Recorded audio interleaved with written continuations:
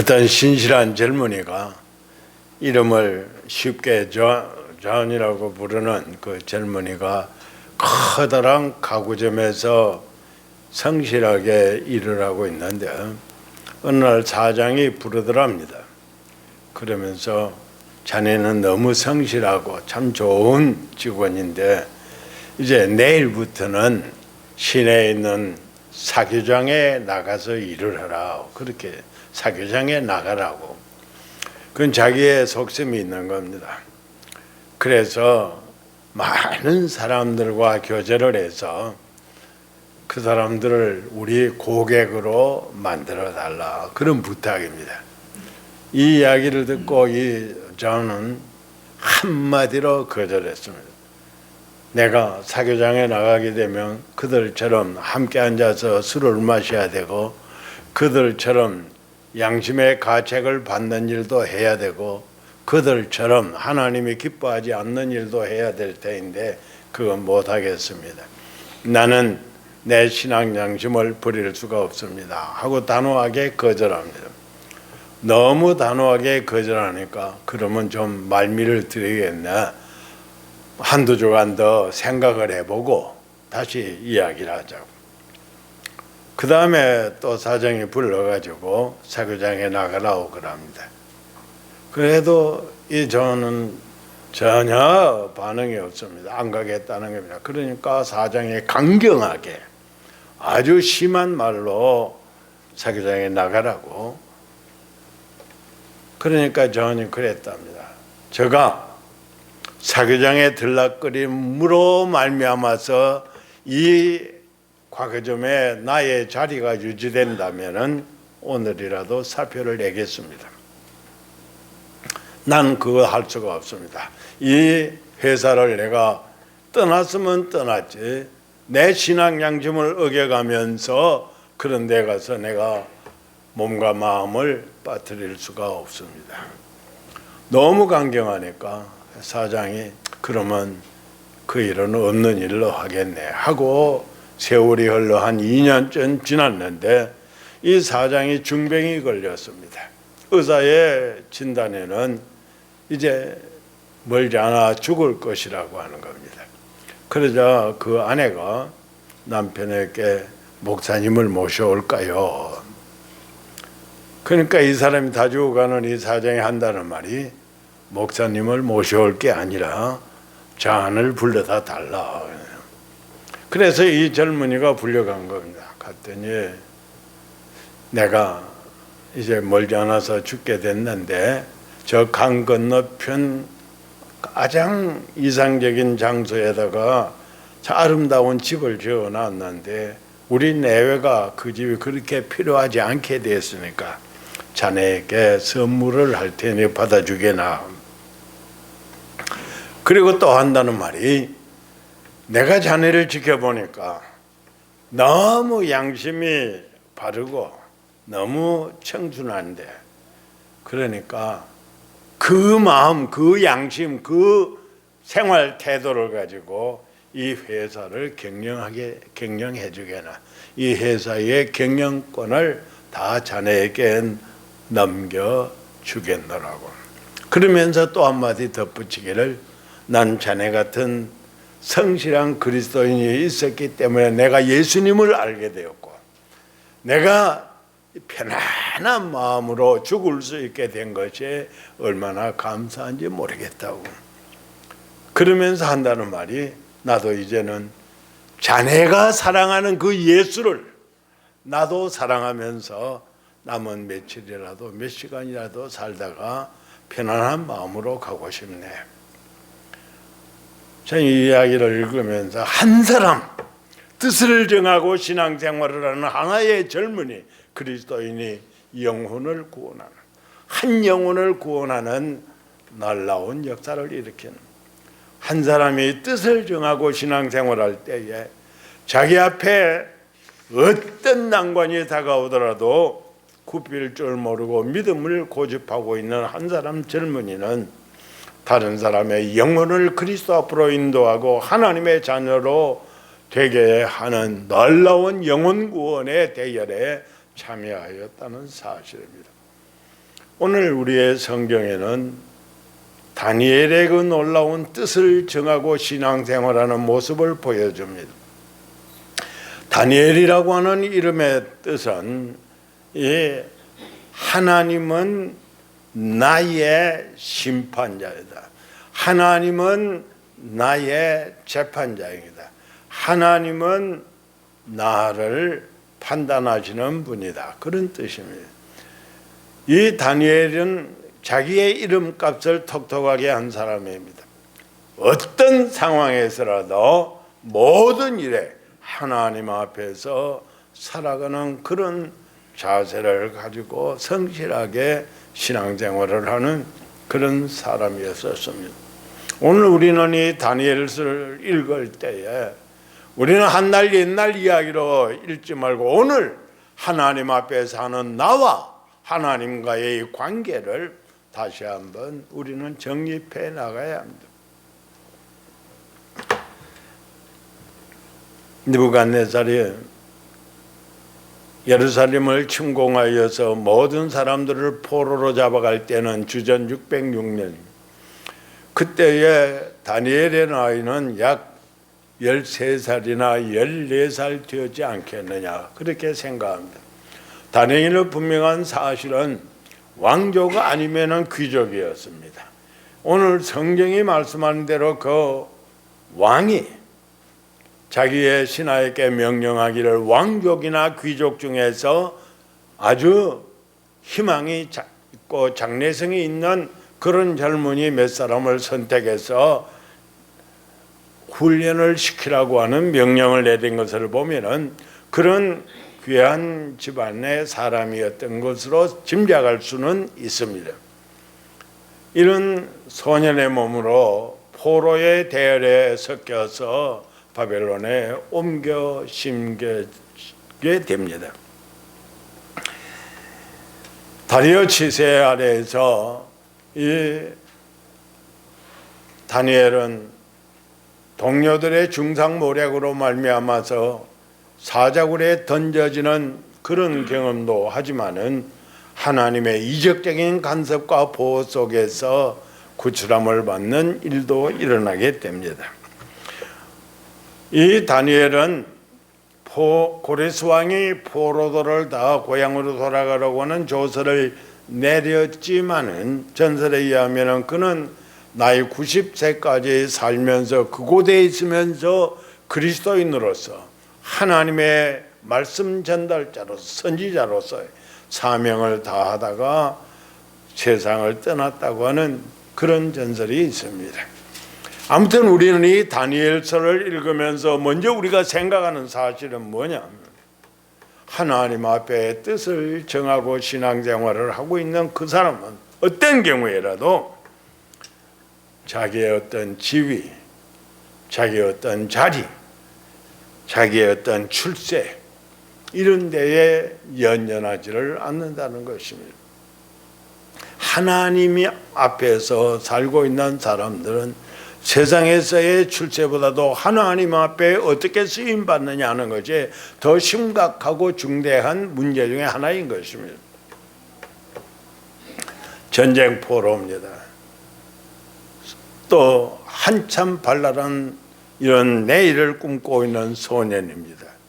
그런데도 불구하고 이 다니엘과 그의 친구들은 뜻을 정하고 왕의 하사품인 음식을 거절합니다. 왕의 하사품인 모든 것을 다 그는 신앙 양심이 더러워지는 것으로 판단하고 거절합니다. 이렇게 어떻게 할 수 있을까? 그는 엄청난 기회가 주어져 있습니다. 궁중에서 3년 동안이나 갈대아 교육을 받을 수 있는 고등교육을 받을 수 있는 기회가 주어집니다. 또 자기의 몸을 건강하게 보존할 수 있도록 왕이 직접 내려주는 음식을 먹을 수도 있습니다. 그런 것을 다 하나님 앞에서의 자기가 가지고 있는 정해놓은 뜻을 이루어 나가기 위해서 다 포기합니다. 다니엘서 1장 3절과 4절에 말씀이 이렇게 우리에게 말씀합니다. 왕이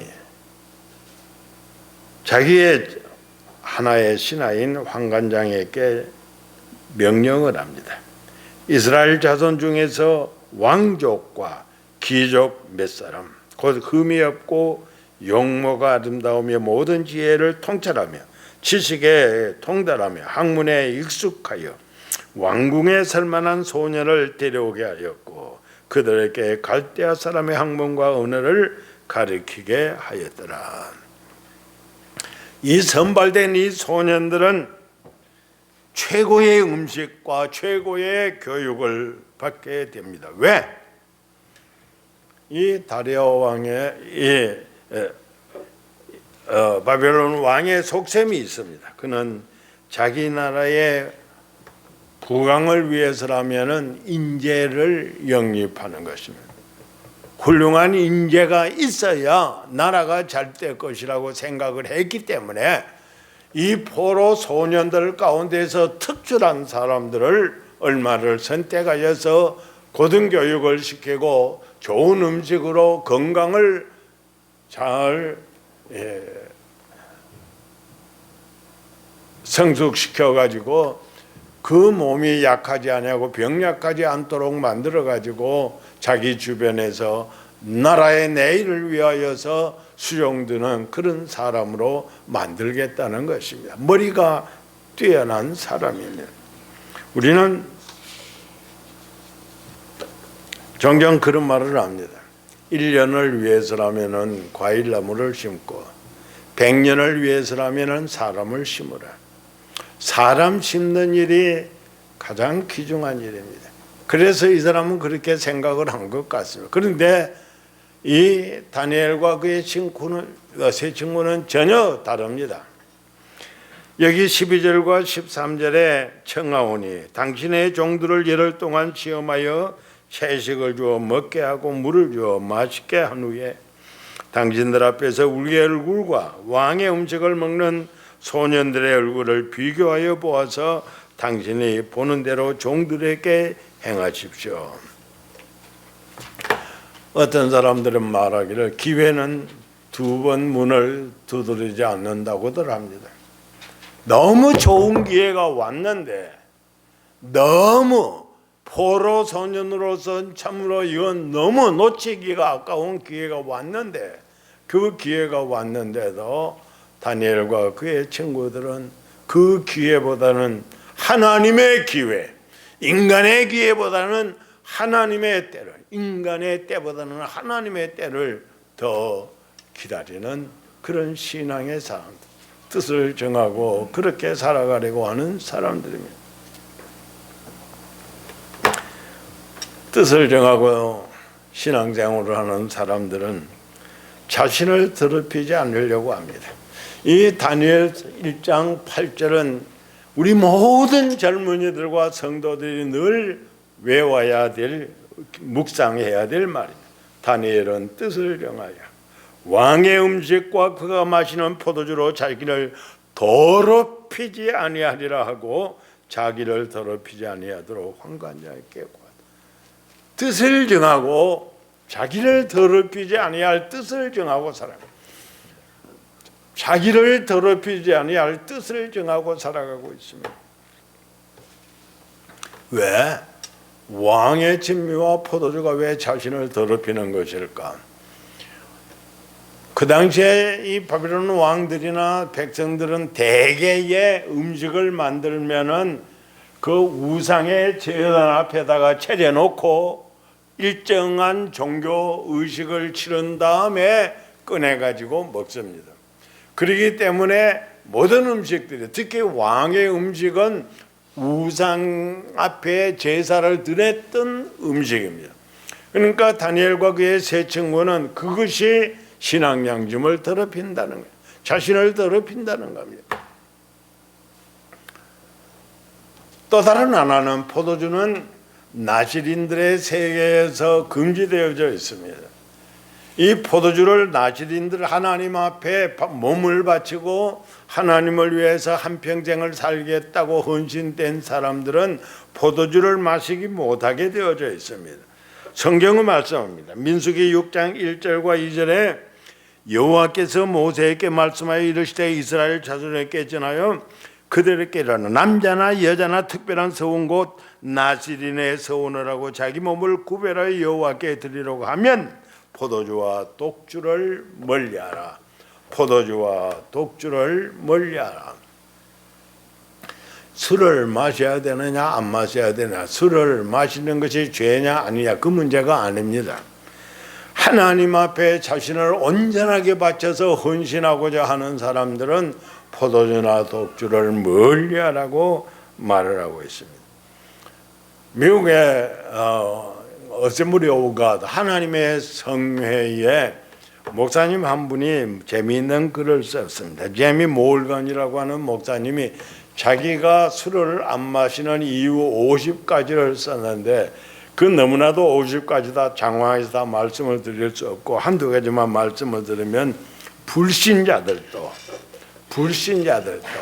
술 마시는 것은 좋은 일이 아니라고 생각한다. 그렇다면 예수 믿는 사람이 한 손에 술잔을 들고 한 손에 성경을 들고 살아간다면 그것이 하나님 앞에 영광이 되겠느냐는 겁니다. 그리고 자기는 예수님 오실 때 분명한 정신을 가지고, 똑똑한 정신을 가지고, 깨어있는 정신을 가지고 재림하신 예수님 앞에 손을 들고 환영하기를 원하는데 술이 취해가지고 흐리멍텅해가지고 예수님 재림하실 때 만약에 있다면 내가 얼마나 부끄럽지 않겠느냐. 그리고 그는 말하기를 알코올은 다른 사람을 하나님 앞으로 인도하기는 너무나도 부족한 것이다. 분명히 술 취한 사람이 전도를 해서 사람들이 예수 믿겠다고 결심하는 사람이 있을 수가 있겠네. 알코올이라고 하는 것은 불순한 생각으로 가득 채우는 것이기 때문에 나는 술을 마시지 않는다. 이 사람의 이야기는 그런 정도의 한 50가지가 되지만은 성경은 뭐라고 하느냐. 잠언 20장 1절에 포도주는 거만하게 하는 것이요 독주는 떠들게 하는 것이다. 이에 미혹되는 자마다 지혜가 없느니라.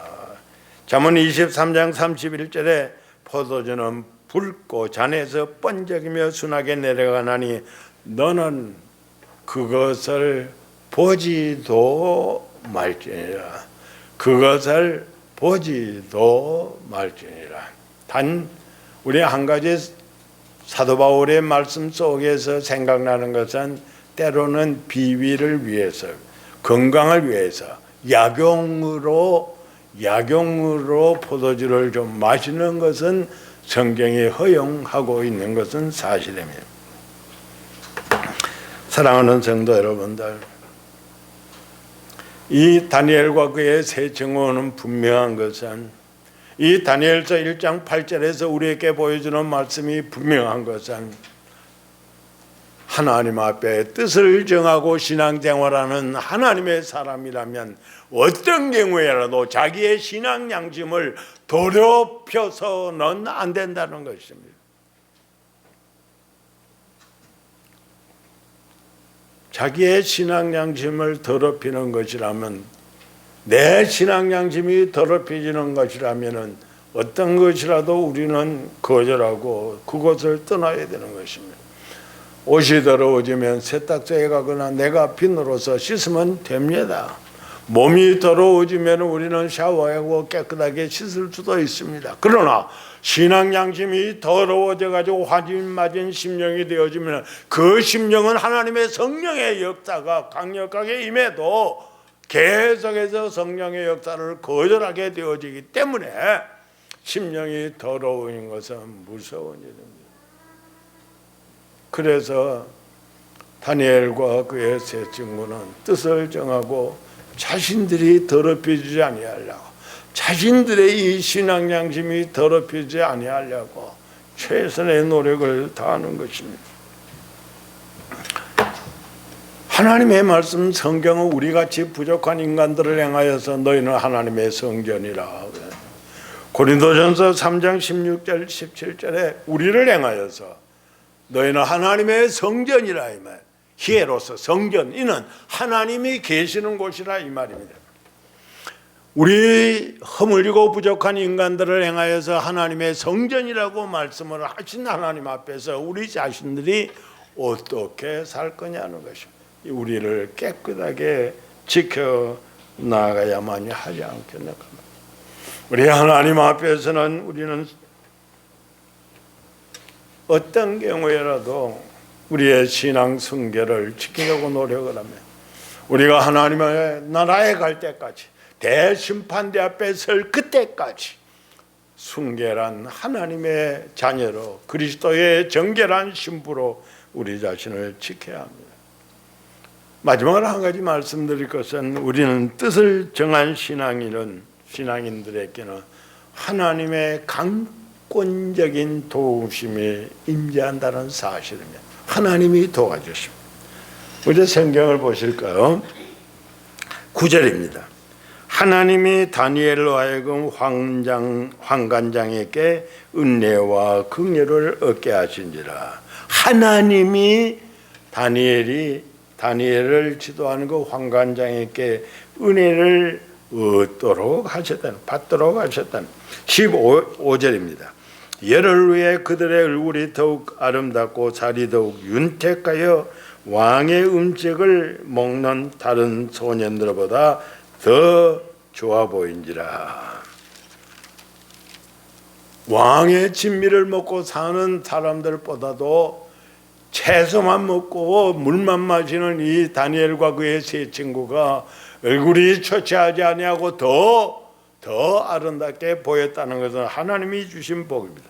17절에 하나님이 이 네 소년에게 학문을 주시고 모든 서적을 깨닫게 하시고 지혜를 주셨으니 다니엘은 또 모든 환상과 꿈을 깨달아 알더라. 하나님 앞에 뜻을 정하고 자신을 더럽히지 아니하려고 하는 이런 사람들을 하나님이 외면하시지 아니하죠. 넘치는 복을 하나님께서 그들에게 내려주셨다고 하는 사실을 우리가 기억해야 됩니다. 이 소년들은 왕의 위엄도 두려워하지를 않았습니다. 환관장이 너희들이 이렇게 되면 내 목이 달아나지 않느냐, 내가 이 직위 해제를 당한다고 해도 괜찮겠느냐고 하면서 애원을 하면서 제발 왕의 하사품인 음식을 먹어달라고 애원하는 것도 그들은 좋은 말로 거절을 한 겁니다. 감독에게 열흘만 시험을 해봐라. 우리 물하고 채소만 먹을 테니 열흘만 시험해봐. 그래서 그때 우리 얼굴하고 다른 소년들 얼굴하고 비교해 봐서 우리가 그들보다도 초췌하고 행편이 없이 기름기 없이 그렇게 되어졌다고 하면은 당신 시킨 대로 왕의 음식을 먹겠노라. 그러나 열흘 후에 한번 열흘간 시험하고 해보라. 이들은 참 하나님 앞에서 사람 앞에서 모두에게 참 유순하고 겸손하고 외유내가 겉으로는 부드럽게 속은 강하게 자기의 뜻을 정한 뜻을 포기하지 아니하고 밀고 나가고 있는 아름다운 젊은이들의 모습을 우리에게 보여줍니다. 그러게 예수님은 뭐라고 그러셨습니까? 마태복음 4장에서 악한 사단의 시험을 받으시면서 배가 고픈 예수님에게 돌이 떡이 되게 해서 먹으라고 최고의 환대를 해주는 것처럼 이야기를 합니다. 그때 예수님께서 아니야, 사람이 떡으로만 사는 것이 아니다, 하나님의 입으로 나오는 모든 말씀으로 사는 것이냐. 사람이 떡으로 산다고 할 것 같으면 세상에서 고랭진미를 먹는 사람들은, 세상에서 영양식을 하는 사람들은 천년만년 살겠는데 아닙니다. 오히려 더 그들에게 더 많은 질병이 다가올 수도 있습니다.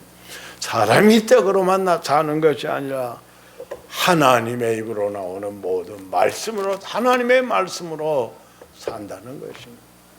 예수님께서 그렇게 말씀하셨는데 우리가 아니라고 할 수는 없는 것이 아닙니까? 음식물이야 어떻든 간에, 음식물이야 좋든 나쁘든지 간에, 음식물이야 조잡하든지 아주 고량진미든지 그런 것이 상관이 문제가 아닙니다. 하나님의 말씀에 어떻게 순종하고 사느냐는 것이 중요한 문제인 것입니다. 다니엘은 세상 사람들이 행복으로 여기는 그런 왕의 음식을, 우리는 종종 어떤 사람들이 참 대통령이 있는 곳에 초대되어져서 차 한잔 마셨다고 해도 좋아라 하는데, 이는 다니엘과 그의 세 친구는 아닙니다. 최대의 환대를 해주는데도 불구하고 신앙 양심을 지키기 위하여서 거절하고 있습니다. 신앙 양심을 지키는 것이 너무나도 귀한 일입니다.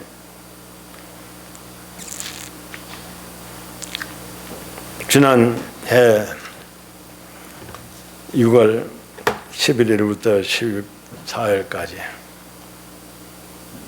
미국의 LPGA의 메이저 대회인 KPNG가 열렸습니다. 여자 PGA 챔피언십입니다. 그러니까 좀 골프 모르는 분들을 위하여서 설명을 해드려요. 미국 여자들 골프 제일 잘하는 사람을 지금 뽑아내려고 하는 그런 대회였던 겁니다. 그 대회에 한국의 박인비 선수가 우승컵을 들어올리고 모든 언론들이나 모든 이야기들은 박인비에게 막 쏠렸습니다. 그런데 제가 참 귀엽게 보는 한 젊은이는 그 와중에 생각이 잠기기를 아니다. 자기는 고보경 리디아 코가 하나님 앞에서는 더 귀한 사람이다. 그렇게 생각했다. 리디아 코는 54대회를 전부 컷오프 탈락을 하지 아니하고, 리디아 코는 당시의 여자 랭킹 1위에서 1위의 자리를 유지하고 있었어. 그런데 이 대회에서 KPMG에서 13번 홀에서 이 아드레스 포지션을 하는데 무슨 이야기인가 하면 골프 공이 여기 있는데 골프채를 가지고 공을 치려고 하는 그런 찰나에 공이 제절로 이 골프 클럽에 맞지도 않는데 공이 조금 굴러갔어요. 이건 자기만 아는 겁니다. 골프 공만 아는 겁니다. 또 한 분이 아시는데 하나님만이 아십니다. 아무도 모릅니다. 그러니까 그냥 경기를 진행했어도 됩니다. 모르니까, 아무도 모르는 거니까. 그런데 심판에게다가 신고했습니다.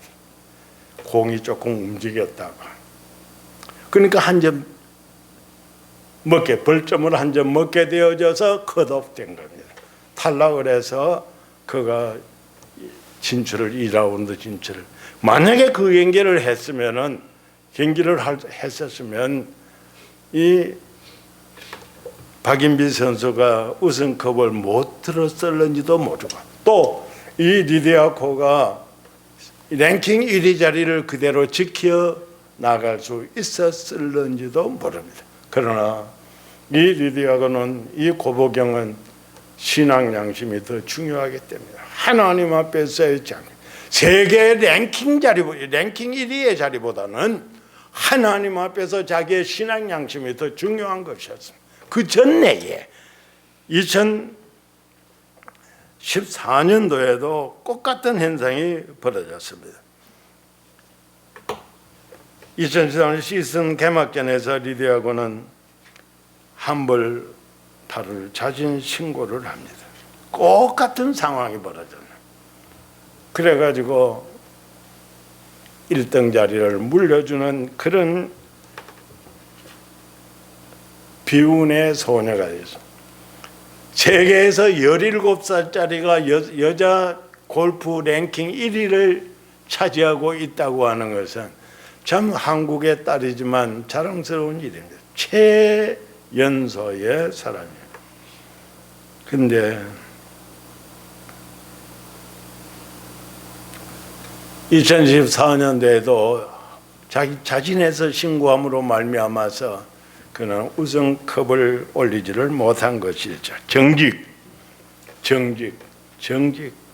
정직이라는 단어의 의미를 이 고보경은 행동으로 보여주었던 것입니다. 이것은 많은 크리스찬들에게, 많은 성도들에게 신앙 양심이 어떤 것이냐, 이것을 일깨워주고 있습니다. 정직은 어떤 면에서 선택입니다. 내가 정직할 수도 있고 안 할 수도 있습니다. 아무도 보지 아니하는 곳에서 있고 문제가 없습니다. 저는 골프할 때 우리 한국 사람들이 골프장에 들어 나오면 돈 내게 골프를 하는데요, 어떤 때가 썩 지나치다가 보면요, 좀 공치기 어려운 곳에 있는 것이 있으면 사방뒤로 둘러보다 살짝 꺼내가지고 치기 좋은 자리에다 올려놓고 치더라고요. 그래가지고 돈 내게 하는데 돈 따기 위하여서.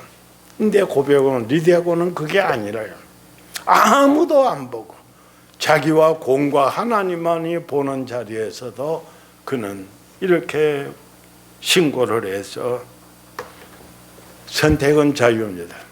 내가 무엇을 선택하느냐, 내가 정직을 선택하느냐, 거짓을 선택하느냐, 그것은 내 자유인지 모르지만은, 그러나 선택의 결과는 나의 바로 인격입니다. 신앙의 인격입니다. 어떤 사람이냐, 이게 엄청 중요한 것입니다. 세계 랭킹 1위를 지키는 것보다도 정직한 2위가 리디아고에게는 더 소중했다는 것입니다.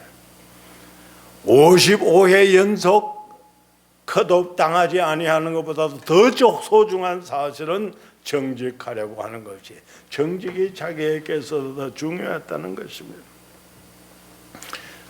운동을 하는 사람들은 대개 이게 우승하는 환호, 다른 사람들이 내가 우승한 것 때문에 박수를 보내는 그 기쁨 속에서 결사적으로 운동을 합니다. 그런데 이 고보경은, 리디아고는 그것이 아니었습니다.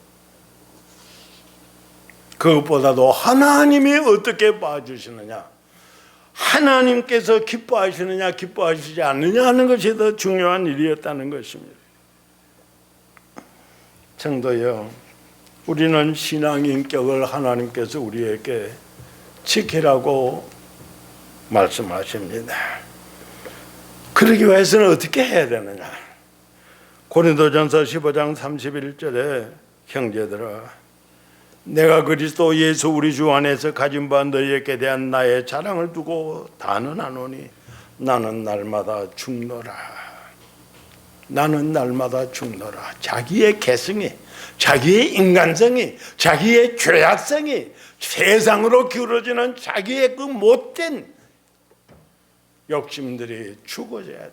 그래야만이 신앙 양심을 지킬 수가 있습니다. 자기의 자리에 연연해서는 안 되는 것입니다. 우리는 한국이나 미국의 수많은 곳에서 많은 사람들의 잘못된 모습을 발견하는 것은 자기의 자리를 지키기 위하여서 내려놓지를 못하기 때문에 가정에서, 교회에서, 사회에서, 직장에서 일으키는 문제들이 심각한 것을 우리는 보게 되어집니다. 하나님을 모시고 살면서 하늘 위에 있는 복을 바라는 사람들이라면 그 사람은 바로 하늘에 속한 사람입니다. 이런 사람들은 성령을 근심되게 하지 않기 위하여서 최선의 노력을 합니다. 내가 아무도 없는 곳에서 양심을 속일 때 하나님의 성령께서 얼마나 탄식하시는 줄 알아야 됩니다. 하나님의 성령께서 나를 내려다보시면서 탄식하시는, 우리의 하나님의 사람들은 뜻을 정해야 됩니다. 우리 그리스도인들은 뜻을 정하고 신앙생활을 해야 합니다. 우리가 앞으로의 여러분 우리들의 삶이 얼마나 남았는지 모르지만 하나님 앞에서 뜨거운 결심을 가지고 뜻을 정하고 우리 하나님이 기뻐하시는 거룩하고 복된 삶을 살려고 노력을 해야 합니다. 우리는 성경에 등장하는 수많은 사람들의 뜻을 정하고 산 사람들을 봅니다. 모세는 애국 궁중의 모든 부하보다도 그리스도의 사람들과 함께 고난받는 것을 더 좋게 여기는 뜻을 정하고 전진했던 것을 봅니다. 사도 바울은 하나님의 복음을 증거하는 일을 마치려면 생명을 조금도 귀한 것으로 여기지 아니하노라고 그는 담대하게 이 길을 걸어가고 있었던 것입니다. 성도여, 제가 여러분들에게 부탁드립니다. 여러 가지를 안 해도 됩니다. 이 시간 여러분들이 한두 가지만 하나님 앞에 서운을 하십시오. 하나님, 내가 이런 사람이 되기를 원합니다. 내가 금년에는 이런 일에 뜻을 세우고 살기를 원합니다. 하나님이 힘주셔서 붙들어 주시기를 바랍니다. 많이 하면은 다 잊어버리고 어떻게 했는지도 모릅니다.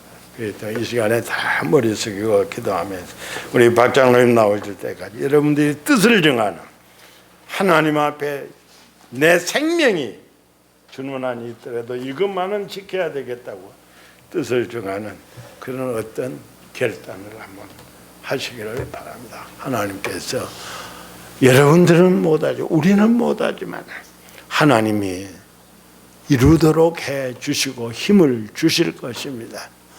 나는 미련하지만 하나님이 지혜로우시고 나는 부족하지만 하나님은 전능하시니까 내가 정한 뜻을 나는 조삼 모사와 같고 때로는 작심삼일과 같은 이런 부족한 인간이지만 하나님이 내가 정한 뜻을 이루게 해 주실 것입니다. 가정을 위해서, 교회를 위해서, 직장을 위해서, 하나님 나라 확장을 위해서 뜻을 정하시기 바랍니다.